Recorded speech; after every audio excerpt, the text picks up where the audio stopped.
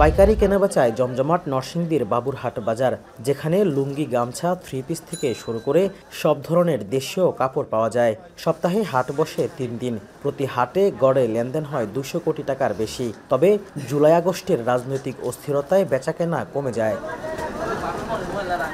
বর্তমানে পরিস্থিতি স্বাভাবিক হলেও ঘুরে দাঁড়াতে পারেনি বাবুরহাট বাজার। গত কিছুদিনে থান কাপড়ের দাম বেড়েছে গড়ে 5%, রঙের দামও বাড়তি। এছাড়া অন্যান্য কাপড়ের দামও কিছুটা বেড়েছে।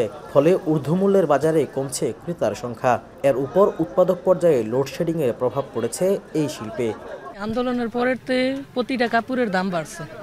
আপনার দাম বাড়ার কারণ হচ্ছে লোডশেডিংয়ের সমস্যা। আগে 1 লাখ টাকা দিয়ে মালটা কিনতাম, এই টাকাটা এটা 1.5 লাখ টাকা লাগে। আন্দোলন চলাকালীন 4 সপ্তাহ টোটালি বাজার বন্ধ ছিল।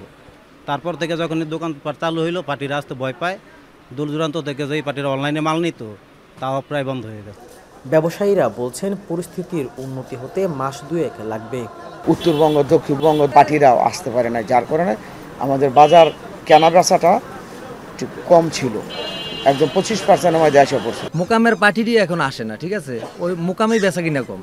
এই কারণে আমাদের পাইকারি সেলে বেচা কিনা হয় না। আমরা বেচা কিনা ড্যাম, আমরা এখান থেকে আগে 50,000 টাকা নুঙ্গে নিতাম, এখন 10,000 15,000 টাকা নুঙ্গে নেই। সার্বিক পরিস্থিতি খারাপ ছিল, আন্দোলন সংগ্রাম গেছে।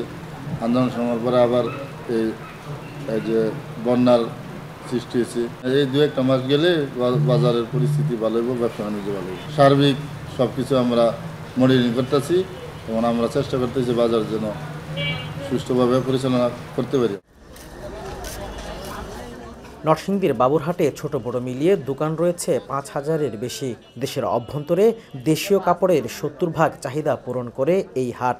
আগে সপ্তাহে গড়ে 300 কোটি টাকার বেশি লেনদেন হতো, যা বর্তমানে 100 কোটির নিচে নেমেছে।